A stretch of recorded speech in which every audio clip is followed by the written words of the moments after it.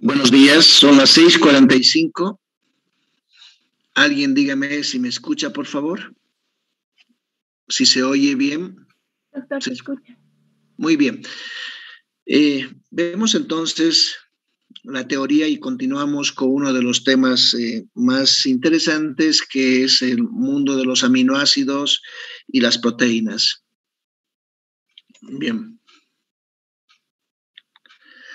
Recuerden ustedes que los aminoácidos son micromoléculas formadas por la unión de un grupo amino y un grupo carboxilo. Aquí está el grupo amino y un grupo carboxilo unido a un solo carbón.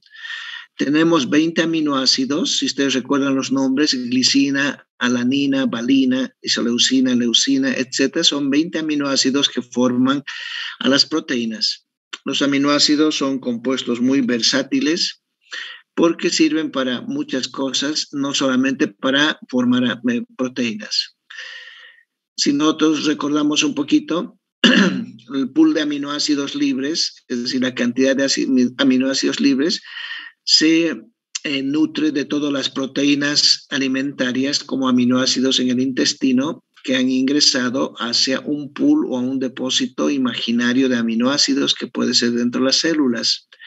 Y estos aminoácidos se van a polimerizar para formar proteínas en los tejidos, se pueden convertir en grasas, pueden eliminarse por la sudoración, pueden eliminarse por la orina, pueden volver al intestino, etc. Es una gran cantidad de aminoácidos que van a ir circulando entre uno y otro espacio virtual. Tenemos aquí que existen aminoácidos de diferente tipo, aminoácidos que se absorben. Estos son desaminados a cetoácidos, es decir, pierden su grupo amino y se pueden convertir en energía, en grasa o en glucosa, un 35%. Un 65% van a ser aminoácidos disponibles una vez que se absorben para conformar las proteínas u otros productos o destinos. Y también va a haber una cantidad de aminoácidos de las proteínas que se van a renovar, va a haber un turnover o una renovación proteica de aminoácidos constantemente para tener una buena cantidad de aminoácidos disponibles, y también aminoácidos que van a ir a perder su grupo amino y convertirse en cetoácidos. Si tenemos en cuenta, los aminoácidos provienen de la dieta o provienen de las proteínas intracelulares. Los aminoácidos se degradan o se separan en dos grupos: su esqueleto de carbono y su grupo nitrogenado.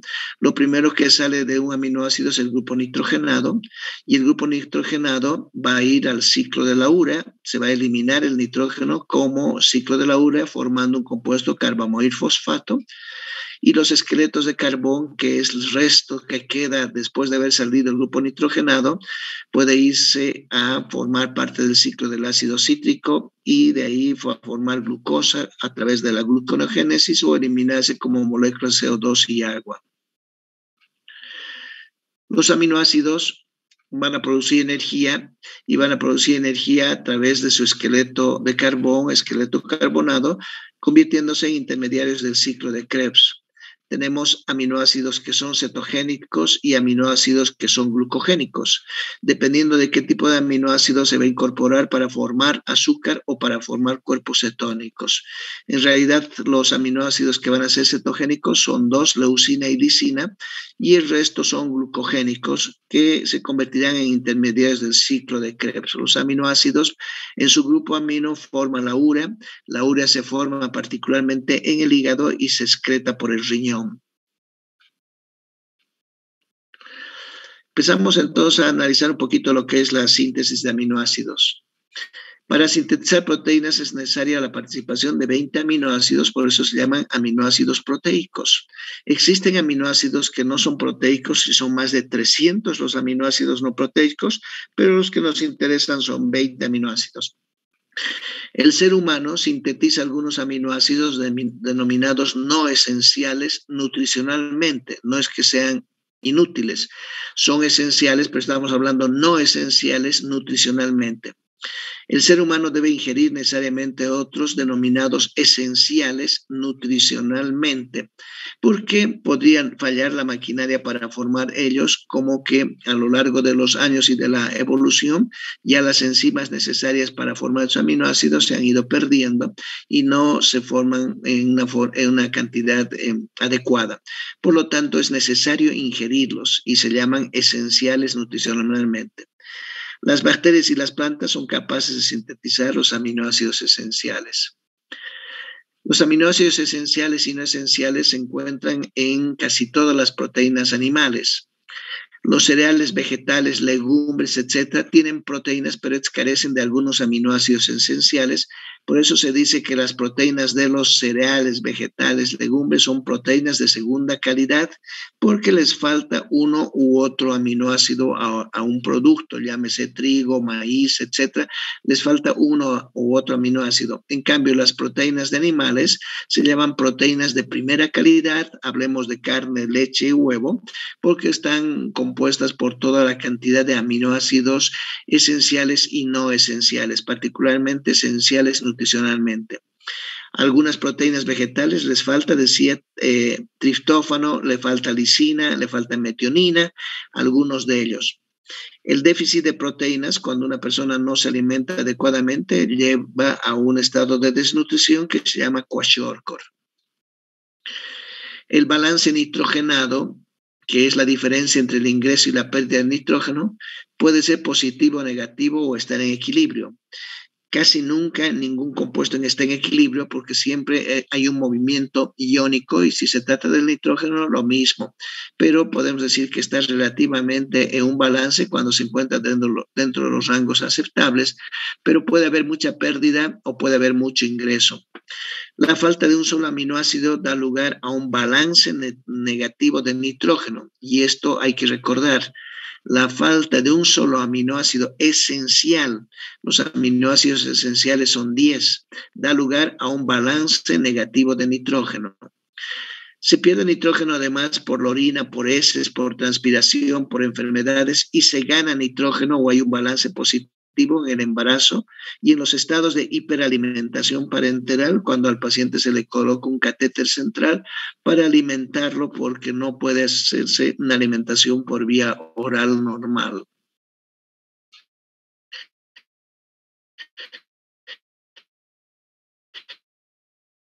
El balance nitrogenado negrido. Habíamos dicho que el déficit de un simple aminoácido, de uno solo esencial, altera la síntesis de las proteínas, aumenta el catabolismo de los aminoácidos remanentes y lleva a un balance nitrogenado negativo. Los aminoácidos esenciales nutricionalmente no sintetizados son 10. El mnemotécnico para recordar los 10 aminoácidos esenciales es el Hall privado de Tim en inglés. Es un mnemotécnico que utiliza palabras que no se utilizan regularmente en inglés, pero salen muy bien para acordarse. El Hall privado de Tim. La HALL significa histidina, arginina, leucina y lisina. La palabra Hall o HAL, como quieran llamar, entonces identifica 4 aminoácidos, histidina, arginina, leucina y lisina, para que se acuerden. La palabra private significa prolina, valina y treonina, pero hay que recordar que prolina está siendo solamente utilizado para formar la frase porque prolina es un aminoácido no esencial. La prolina se forma en el cuerpo, pero para que se forme la frase estamos metiéndola acá. La de TIM-TH en inglés es F, entonces fenilalanina, y el último grupo, TIM, triptófano, isoleucina y metionina. Este es entonces el mnemotécnico para acordarse los 10 aminoácidos esenciales. El Hall privado de Tim. Tim en inglés es Timoteo. Entonces uno puede acordarse los 10 nombres. Obviamente que aquí hay 11, pero la prolina no es un aminoácido esencial. Y se acuerda fácilmente de los aminoácidos esenciales que toda su vida les van a preguntar en endocrinología, en nutrición, en todo lo van a preguntar. ¿Cuáles son entonces en el Hall privado de Tim? Histidina, arginina, leucina, lisina, valina, treonina, fenilalanina, triptófano, isoleucina y metionina. Histidina y arginina, hay que recordar, no son del todo esenciales, son semi-esenciales. Es decir, que podemos tener la maquinaria para formarlos. Sin embargo, es un tanto complicada para la célula formar estos, pero tenemos la maquinaria requerida, por lo tanto se llaman también semi-esenciales. La arginina, que es uno de los aminoácidos más importantes porque va a formar óxido nítrico, va a participar en la formación de creatina, etcétera, es necesaria que se dé en la alimentación en los niños. Por lo tanto, cuando se hace un suplemento de aminoácidos, debe incluirse arginina o en la comida debe utilizarse arginina, a pesar de que son semiesenciales. La histidina se encuentra en el músculo carnoso, por lo tanto, una alimentación normal en base a carne, etcétera, contiene histidina y es parte de la alimentación de una persona, sobre todo cuando son niños. Histidina y arginina son semiesenciales, entonces los otros son absolutamente esenciales. Los aminoácidos no esenciales, tenemos un hemotécnico para recordaros a ellos, y el hemotécnico es de 3 gatos. Los aminoácidos no esenciales son 10 más 2 que se han agregado recientemente, que es la hidroxilisina e hidroxiprolina, pero no es aceptado por todos los investigadores. Sin embargo, consideramos a 3 gatos, y 3 gatos porque la G significa 3 Gs, glutamato, glutamina, glicina. La A, 3A, alanina, aspartato, asparagina. La T, tirosina, y luego viene la O, que sería de gatos, que es la cisteína, que aquí usamos y es una O, cisteína, y la S, otro mnemotécnico, la lina. Esos son los aminoácidos, los 10 aminoácidos no esenciales. Vuelvo a decir, derivados de la lisina y prolina, hoy por hoy se están considerando como aminoácidos también no esenciales, la hidroxiprolina y la hidroxilisina. 3 gatos entonces: glutamato, glutamina, glicina, alanina, aspartato, asparagina, tirosina,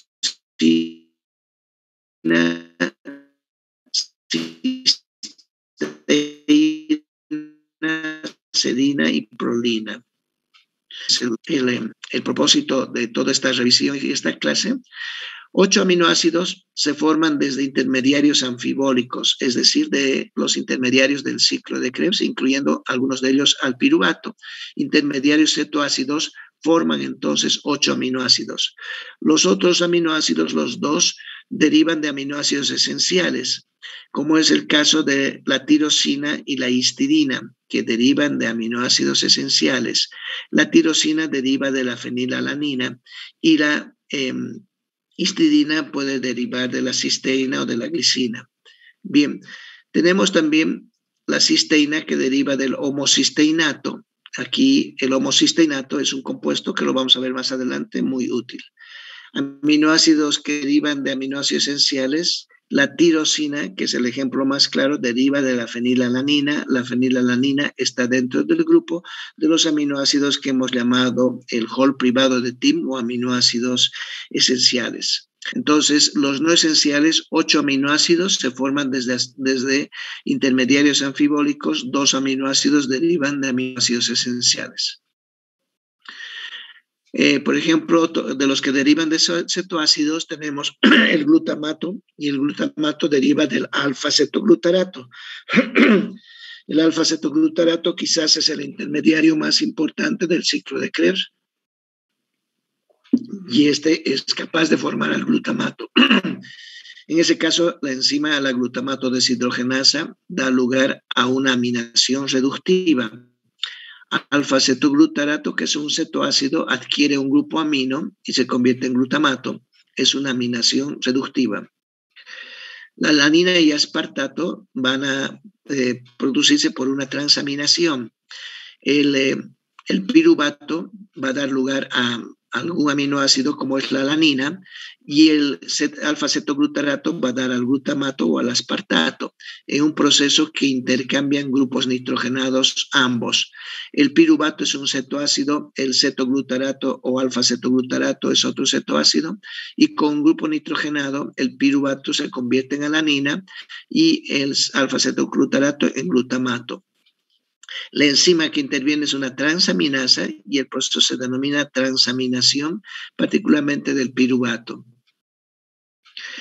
El glutamato forma glutamina. A partir del glutamato se genera el otro aminoácido ácido, que es la glutamina, o amida, aminoácido amida, y la enzima es la glutamina sintetasa y el proceso se llama aminación. Todos los procesos de movimiento de grupos nitrogenados se llaman aminación, transaminación y los otros grupos quizás participen como deshidrogenasas o reductasas. Los aminoácidos, aquí tenemos un esquema muy fácil para recordar. La glucosa forma fosfoglicerato, 3-fosfoglicerato, y el fosfoglicerato forma serina, y la serina a la vez forma glicina. También tenemos que la serina, junto con la metionina, va a formar cisteína, y aquí hay un intermediario que es importante que se llama la homocisteína. La homocisteína deriva de la metionina. Seguimos el ciclo de la glucólisis, se convertía en piruvato, el piruvato en acetilcoenzimán, entraba a formar lo que es el citrato se convertía en oxalacetato, el oxalacetato forma aspartato y el aspartato forma asparagina con la intervención de glutamina. Y por otro lado, el ciclo de Krebs como tal, tenemos a varios intermediarios, entre ellos el alfa-cetoglutarato, que va a formar glutamato, y el glutamato formará glutamina y también van a formar del glutamato, semialdehído, la prolina y serina. Entonces, fíjense cómo están integrados al ciclo de Krebs y a la glucólisis como compuestos para formar aminoácidos. Repito, el 3-fosfoglicerato de la glucólisis forma serina, la serina forma glicina, la serina con metionina, que es aminoácido esencial, forma cisteína. Luego, los intermediarios del ciclo de Krebs, que son varios, aquí no están todos, van a formar los diferentes aminoácidos y otro intermediario, el ácido oxalacético, va a formar aspartato, el aspartato va a formar asparagina. Entonces tenemos que intermediarios cetoácidos del ciclo de Krebs o de la glucólisis o del piruvato van a ir a formar aminoácidos.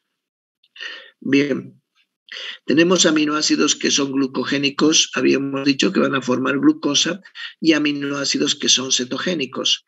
Los dos aminoácidos por excelencia que van a formar cuerpos cetónicos son la leucina y lisina. Son los dos aminoácidos que forman acetoacetato y el acetoacetato forma cuerpos cetónicos, por lo tanto se llaman cetogénicos. Los otros aminoácidos son glucogénicos y van a formar, ya sea integrándose al ciclo de Krebs y hasta el oxalacetato, van a formar glucosa. Si vemos aquí el alfa-cetoglutarato, el glutamato, glutamina, histidina, prolina y ginina forman a este intermediario. Este intermediario se convierte en succinato y a la vez el succinato recibe a la valina, metionina e isoleucina y se forma luego fumarato, y el fumarato recibe a la tirosina y la fenilalanina, y el oxalacetato al final asparagina y aspartato, siendo este el intermediario que se va a convertir en glucosa fuera de la mitocondria, dando lugar a la glucogénesis. Gluconeogénesis. Los aminoácidos que se convierten en piruvato, alanina, glicina, cisteína, serina, treonina. Entonces, en esta gráfica vemos dos grupos de aminoácidos interesantes, aminoácidos 18 que son glucogénicos y 2 que son cetogénicos, entre los que está leucina y lisina. Algunos pueden ser también cetogénicos y glucogénicos al mismo tiempo, como el tritofano, leucina e isoleucina, fenilalanina y tirosina, que podrían formar también cuerpos cetónicos, pero los dos por excelencia formadores de cuerpos cetónicos, y esa es siempre una pregunta, es la leucina y la lisina. Dentro del metabolismo de los aminoácidos, hay que comprender que los aminoácidos van a convertirse en productos especializados o en productos intermedios que van a ir a ceder sus grupos amonios o participar en algún proceso. Esos cambios que experimentan los aminoácidos se llaman metabolismo de los aminoácidos. Para comprender el metabolismo de los aminoácidos hay que recordar estos que se agrupan en familias, y las familias de los aminoácidos están sujetas o están identificadas por el número de carbonos como también por las estructuras de sus ramificaciones. Entonces habrán familias de 2 átomos de carbón, de 3, de 4, de 5, con estructuras lineales, estructuras ramificadas, etcétera, dentro de la clasificación de los 20 aminoácidos. Todos los cambios que experimentan los aminoácidos, ya sea a productos especializados o parte de su transformación, vamos a verlo acá. Tenemos entonces familias con 2 y 3 átomos de carbón. Esta familia está comprendida por la alanina, glicina, serina y cisteína. La alanina, cuando empieza a transformarse, es convertida en piruvato por transaminación que acabamos de ver. La glicina tiene un papel importante en el metabolismo. Por intermedio del complejo glicina-clivage, cataliza la formación de ion amonio, CO2 y tetrahidrofolato. En una palabra, la glicina nos hace un gran favor porque puede convertirse en el intermediario obligatorio para la síntesis de purinas, que es el tetrahidrofolato, que normalmente ingresa como ácido fólico o como vitamina emparentada con el complejo B. Pero aquí la glicina podría formar un poco de tetrahidrofolato, que es importante para nosotros. Entonces, por medio de una enzima que va a romper a la glicina, se va a formar ion amonio por un lado, CO2 y tetrahidrofolato. Esa es la familia con 2 o 3 átomos de carbón formada por alanina, glicina, serina y cisteína. La serina produce piruvato e ion amonio en reacción de deshidratación e hidroxilación catalizada por una enzima serin deshidratasa junto con la vitamina B6. Todos los cambios que experimentan los aminoácidos siempre están colaborados por la vitamina B6, por lo tanto el fosfato epidioxal es imprescindible para todos los procesos de transaminación o de metabolismo de los aminoácidos. La cisteína es convertida a piruvato por una serie de reacciones. Las familias con 4 átomos de carbón están formadas por el aspartato y la asparagina. El aspartato, por transaminación con alfa-cetoglutarato, forma oxaloacetato, que habíamos dicho que era el que lo originaba. En el hígado dona su grupo amino para el ciclo de la urea. El aspartato es parte del aminoácido que participa en lo que va a ser la formación de la urea, y su remanente o esqueleto forma el fumarato. Eso en el ciclo de la urea, que lo vamos a ver ahora mismo.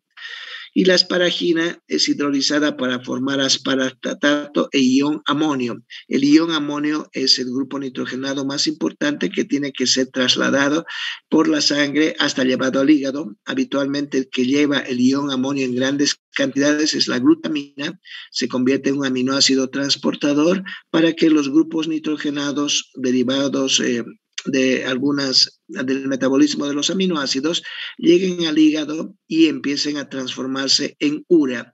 El exceso de ion amonio va a traer problemas como encefalopatía amoniacal u otros problemas por su exceso.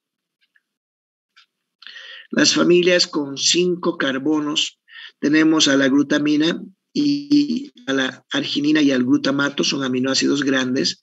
La glutamina es hidrolizada para formar ion amonio, también forma ion amonio, y el glutamato se oxida también para formar ion amonio.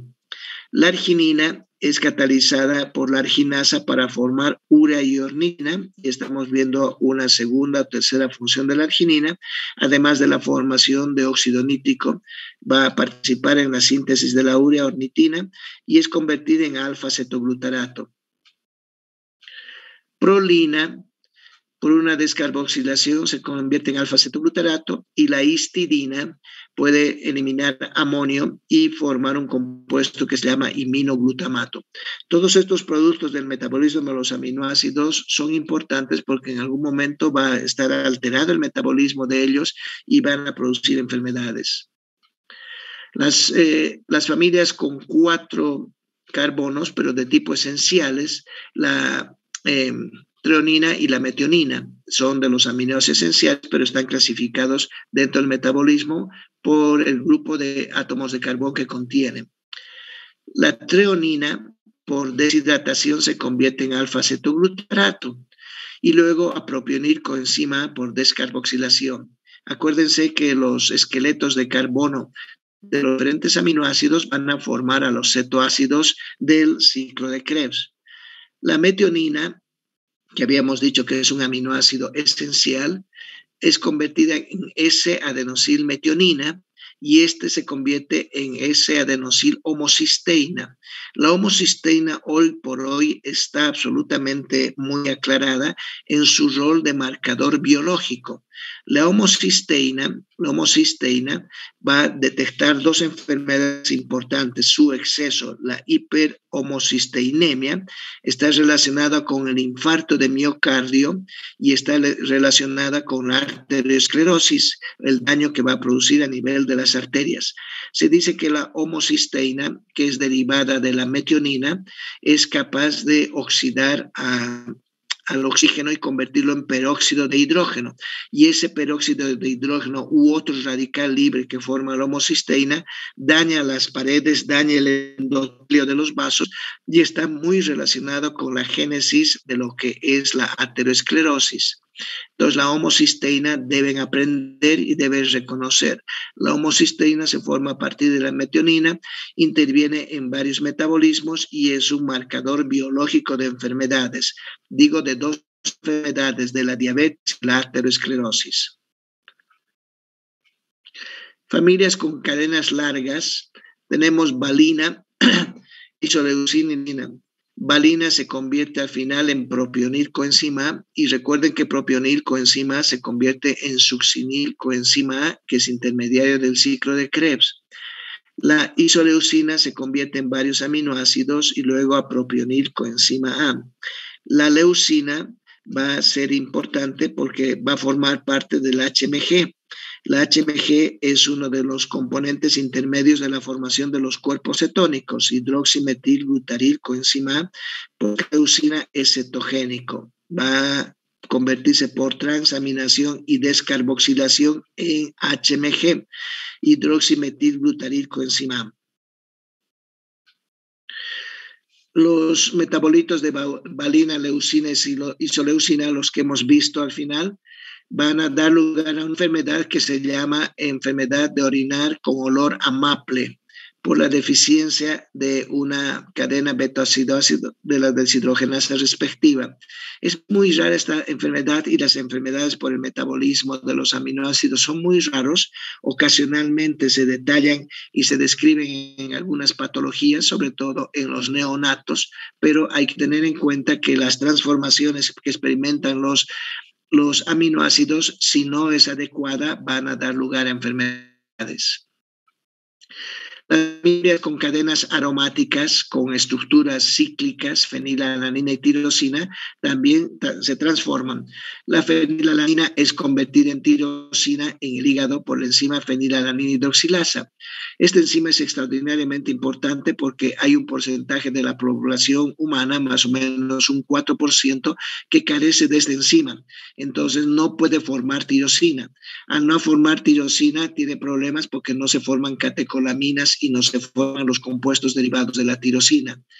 Estos pacientes que tienen deficiencia de fenilalanina hidroxilasa no deben consumir fenilalanina como suplemento dietético, como parte de su alimentación, porque van a aumentar y van a producir una enfermedad que se llama fenilcetonuria, que es tóxica, dañina para el sistema nervioso central y obviamente también para el riñón.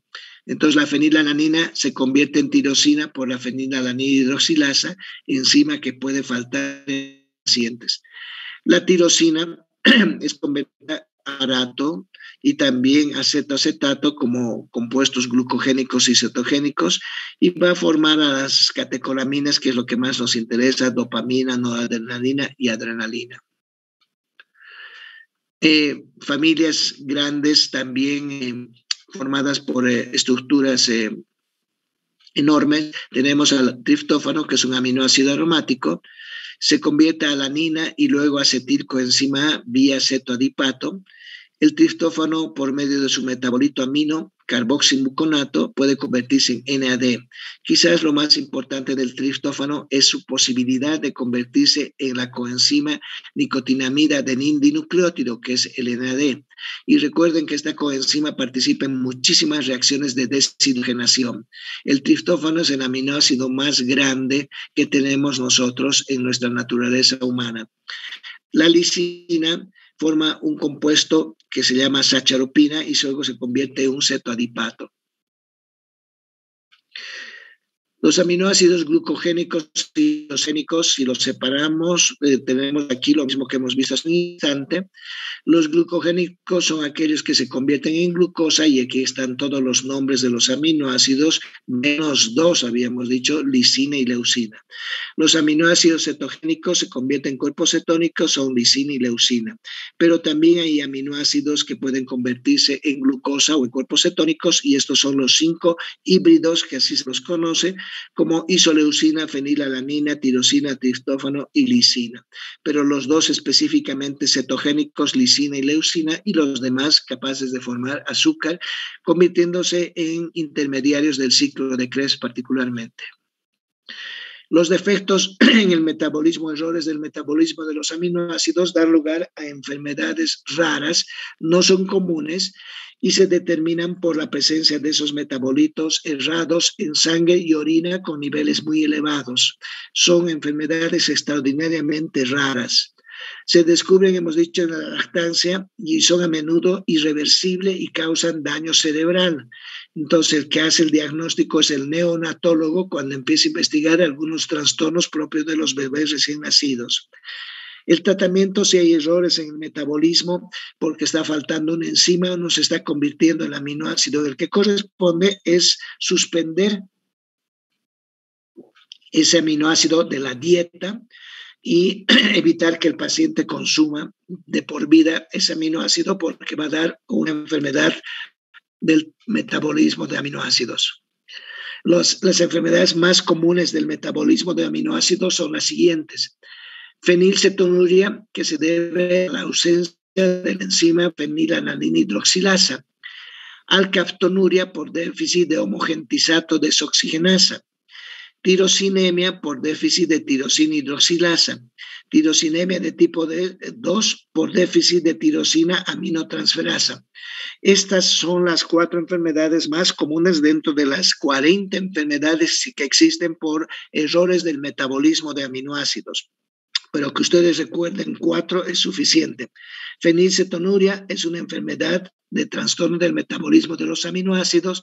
Alkaptonuria, tirosinemia de tipo 1, tirosinemia de tipo 2 son enfermedades del error del metabolismo de los aminoácidos, las 4 más comunes dentro de muchas que hay.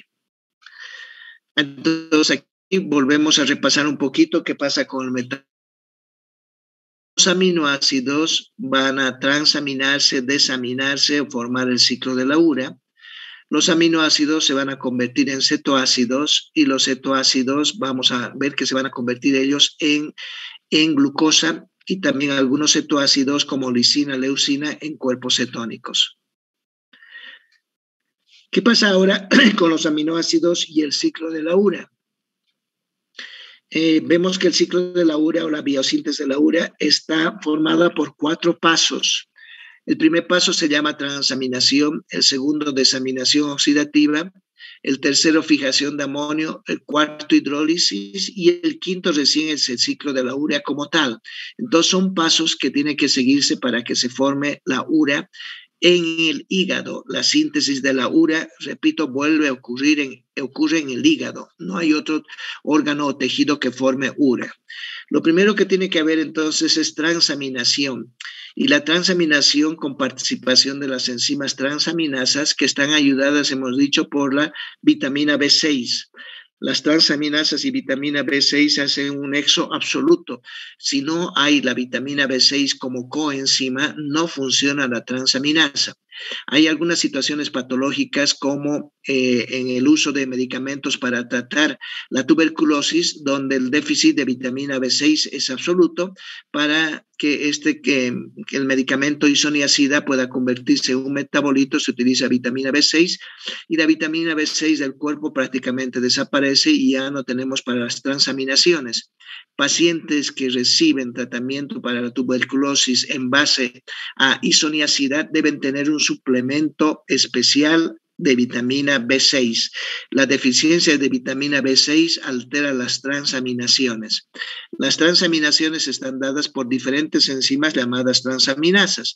Vamos a ver que hay 2 transaminasas que las podemos rescatar en la sangre y que nos reflejan enfermedades hepáticas o enfermedades cardíacas. Cualquiera que fuera de las transaminasas, que hay muchas, van a trasladar su grupo amino de un compuesto que es cetoácido para convertirlo en un compuesto aminoácido. Aquí tenemos el alfa-cetoglutarato más un aminoácido se convierte en glutamato más un alfa-cetoácido que queda libre. El segundo paso es la desaminación oxidativa. Y la desaminación oxidativa está formada está dada por la glutamato deshidrogenasa. Acuérdense, las transaminaciones por las transaminasas y la desaminación oxidativa por la glutamato deshidrogenasa. Esta enzima glutamato deshidrogenasa es la más importante de la vía del ciclo de la urea, del inicio del ciclo de la urea. El glutamato más el NADH más H se convierte en alfa-cetoglutarato y esto forma el ion amonio que sale del glutamato. El glutamato deshidrogenasa retira entonces el grupo nitrogenado del glutamato y lo convierte en ion amonio. Ya el ion amonio va a ser trasladado para llegar al hígado. Esa es la desaminación oxidativa. La fijación de amonio está dada por el tercer paso por la glutamina sintetasa. Entonces hay una suerte de 2 enzimas relacionadas, glutamato deshidrogenasa y glutamina sintetasa. La glutamina sintetasa fija el amonio y la glutamina sintetasa es la enzima que ayuda a que la glutamina transporte al grupo nitrogenado o al grupo amonio más cargado. Luego viene la hidrólisis por la glutaminasa. La glutamina sintetasa unía nitrogenados y la glutaminasa retira grupos nitrogenados. Son 2 enzimas diferentes entonces. Glutamina sintetasa, capaz de captar grupos nitrogenados y adherir a su estructura, y la glutaminasa, capaz de retirar grupos nitrogenados, utilizando el agua, convirtiendo a la glutamina en glutamato. El glutamato es el compuesto precursor de la glutamina y tener ion amonio libre. Y por último, el ciclo de la urea, que se nutre con el ion amonio que ha sido liberado. Veamos las transaminaciones. Las reacciones de transaminación, es dicho, las transaminasas contienen fosfato de piridoxal, que es la vitamina B6 como cofactor, y catalizan reacciones isosergónicas. Ahí tenemos las transaminasas, glutamato que se va a convertir en alfa-cetoglutarato, los alfa-cetoácidos que van a formar otro aminoácido. El traslado de grupos nitrogenados de uno a otro. Bien. Las transaminaciones, la participación de glutamato y alfa-cetoglutarato como uno de los pares son los más importantes. Así, el rol de glutamato en los aminoácidos es el siguiente. Los aminoácidos ingeridos por las proteínas, hemos dicho que van a ingresar al cuerpo y van a ir a formar proteínas celulares, o estos aminoácidos se van a incorporar al alfa-cetoglutarato. El alfa-cetoglutarato es lo que más nos interesa, va a formar glutamato. El glutamato va a formar a la glutamina. El alfa-cetoglutarato en su proceso de formación de glutamato, el glutamato, una vez que forma glutamina y grupos nitrogenados, este grupo nitrogenado, el NH4, se va al ciclo de la urea. Bien. Las transaminaciones clínicamente importantes están dadas por 2 transaminasas que se puede pedir en sangre.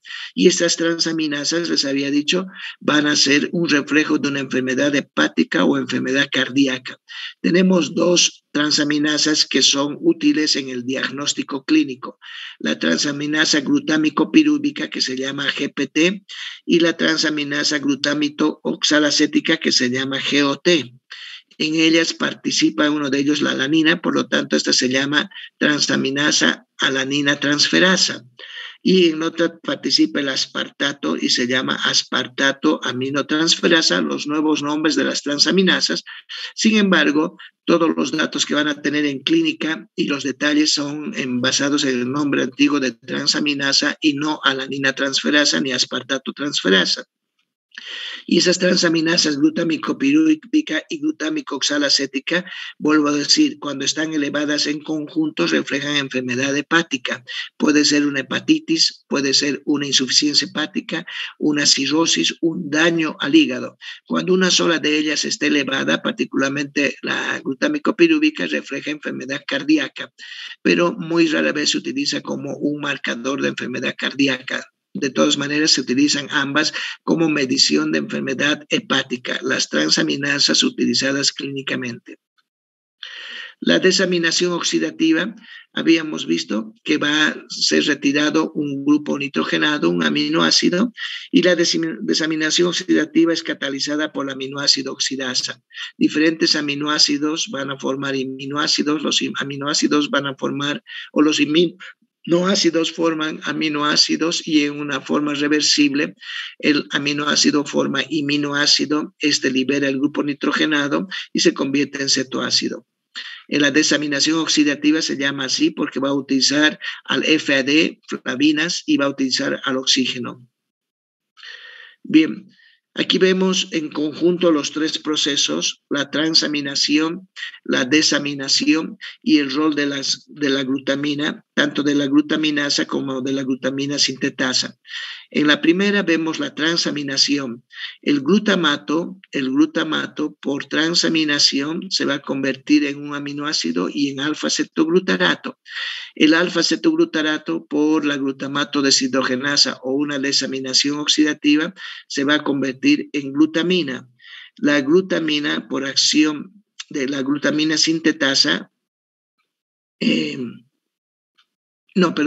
glutamato por acción de la glutamina sintetasa se convierte en glutamina y la glutamina por la glutaminasa se convierte en glutamato. Estos procesos, todo lo que tienen que hacer es mover al NH4 o al ion amonio.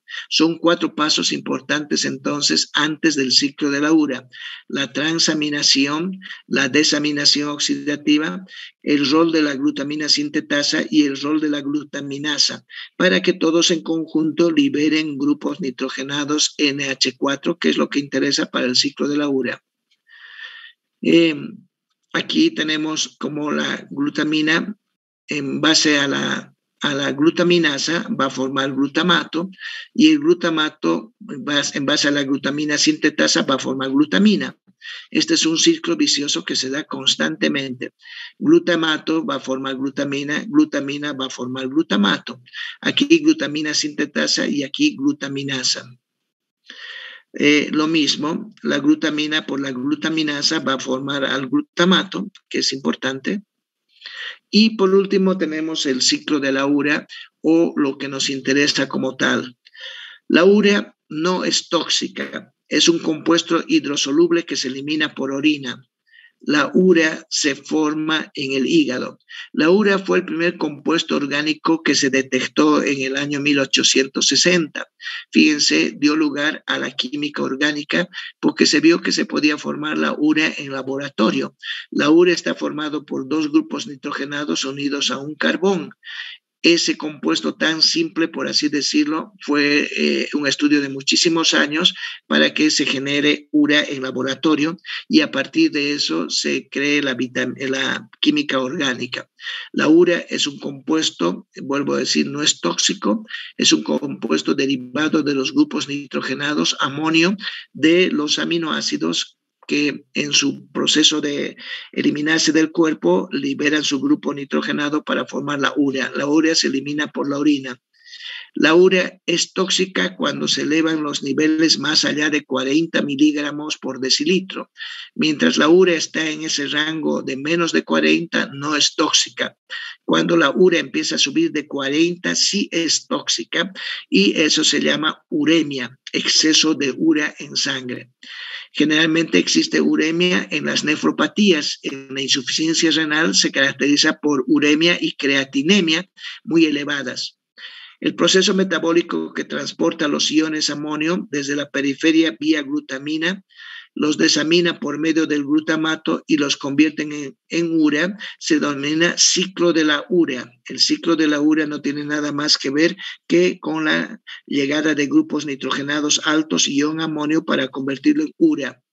El amoníaco se puede acumular en hepatopatías y producir alteraciones neurológicas. El amoníaco es tóxico. Por lo tanto, el amoníaco o el ion amonio, que son dos derivados con más o menos hidrógenos, deben ser transportados por la glutamina, llevados al hígado para convertirse en urea. El ciclo de la urea, hemos dicho que es interesante y es el que tienen que aprenderlo. Se sintetiza en el hígado, se libera a la circulación, se elimina por el riñón, se sintetiza en el citosol y la mitocondria hepática. Refleja el 80-90% del nitrógeno excretado y se excretan cada día 16.5 gramos de nitrógeno, cada día 95% por la orina y 5% por las heces. La urea se forma a partir del amoníaco o ion amonio NH4 y en el ciclo de la urea se necesitan ATPs, 3 ATPs, se necesitan 6 aminoácidos, 5 enzimas y 5 pasos. Aquí tenemos entonces los aminoácidos que se van a utilizar en el ciclo de la urea. Algunos aminoácidos son proteicos y otros no proteicos. Los aminoácidos no proteicos del ciclo de la urea son ornitina, citrulina y arginine-succinato. Se consideran aminoácidos, pero estos no van a formar parte de las proteínas y son productos del ciclo de la urea, ornitina, citrulina, arginine-succinato.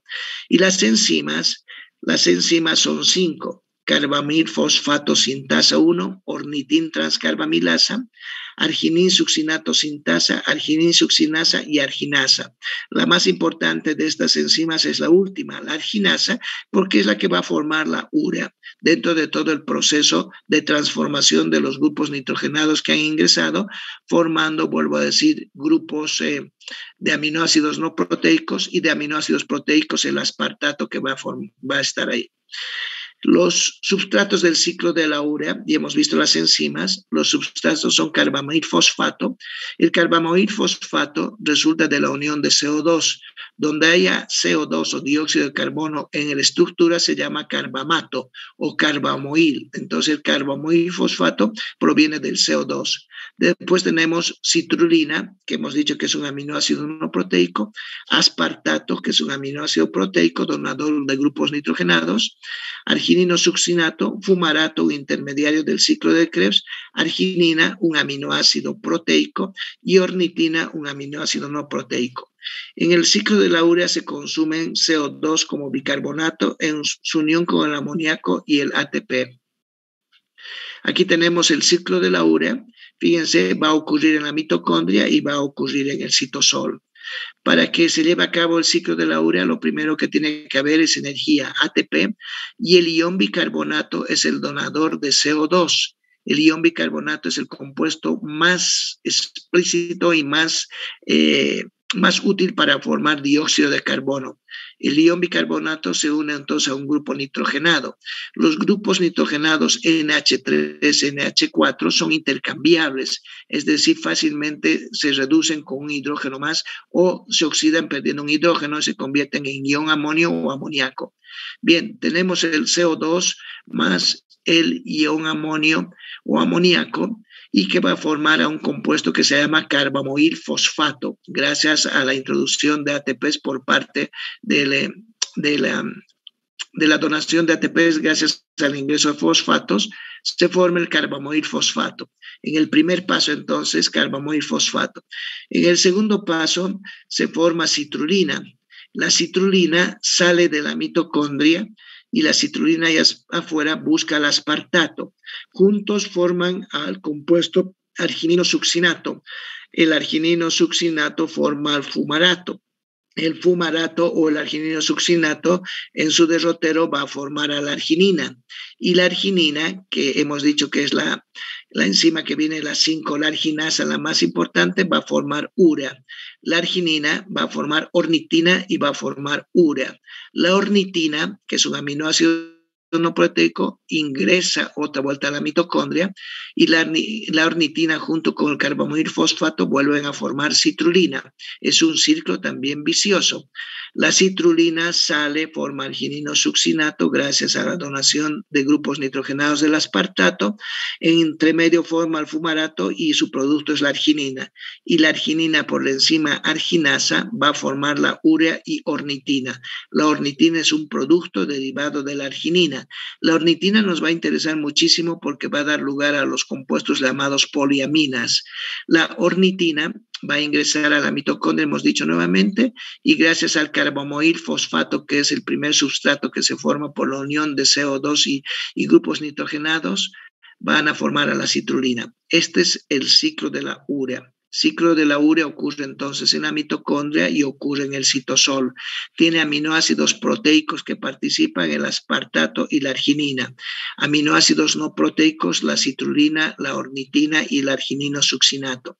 Tiene 5 enzimas, de las cuales la más importante es la última, la arginasa. Vemos aquí ya en detalle un poquito, todo esto es de la mitocondria en el ciclo de la urea y todo esto es el citosol. Tenemos entonces aquí el CO2 más los grupos nitrogenados. Les había dicho que puede ser NH3 o NH4. El CO2, que proviene del CO2 como tal o del bicarbonato, dentro de la mitocondria se junta con el grupo nitrogenado y forma el carbamoil fosfato. La enzima está dada por la carbamoil fosfato sintasa 1. Al decir sintasa 1 significa que existe otra carbamoil fosfato sintasa 2, pero esta es del ciclo de la urea. Utiliza ATPs, hemos dicho, utiliza también acetilglutamato o glutamato acetilado para esta reacción. Se forma el carbamoil fosfato. El carbamoil fosfato se une con la ornitina y gracias a la enzima ornitin transcarbamilasa se forma la citrulina. La citrulina sale de la mitocondria y tenemos ahí afuera citrulina que se junta con aspartato. El aspartato, gracias a la enzima arginino-succinato sintasa, va a formar arginino-succinato y el arginino-succinato por la arginino-succinasa va a generar fumarato y arginina. Esa es la parte que más nos interesa, la formación de arginina. La arginina, recuerden que es un aminoácido que lo hemos dicho semiesencial. Se puede formar en el cuerpo, entonces forma a partir del ciclo de la urea. La arginina va a ser un compuesto que está relacionado con muchos otros importantes. La arginina, por acción de la arginasa, se convierte en urea. Y ahí tenemos la formación de la urea. La urea requiere una molécula de agua y requiere la enzima arginasa. La urea se forma en el citosol de la célula hepática. Una vez que se forma la urea, es llevada a la sangre, es trasladada a la sangre y se va a los riñones para ser eliminado. La urea le da el característico olor a la orina, ese olor a compuestos nitrogenados descompuestos que está dado por la urea. La urea es el producto de desecho de los grupos nitrogenados, amonios o amoníaco de los aminoácidos que han llegado al hígado. Entonces, el ciclo de la urea tiene, como ven, 5 pasos. La primera enzima, carbamoil fosfato sintasa 1, y la última enzima, la arginasa. La que más me interesa que recuerden ustedes es la arginasa, porque se forma a partir de arginina. Arginina, gracias a la arginasa, forma la urea y forma a la vez ornitina. También hemos visto que en el ciclo de la urea se forma fumarato, que se va a ir al ciclo de Krebs y va a participar el aspartato como donador de grupos nitrogenados y los aminoácidos no proteicos, citrulina, orginina y arginina-succinato, y los aminoácidos proteicos, el aspartato y la arginina. El compuesto inicial, carbamoil fosfato, que gracias a la unión con ornitina forma a la citrulina. Ese es el ciclo de la urea. Bien, aquí quedamos, chicos. El ciclo de la urea continúa con algunos detalles que son importantes. Lo vemos el próximo martes, por favor. Mañana no hay clases teóricas. El martes de la próxima semana, a pesar de que semana médica, sí voy a avanzar porque estamos muy atrasados. Hasta luego, que les vaya bien. Tengan un buen día. Hasta luego, doctor. Hasta luego.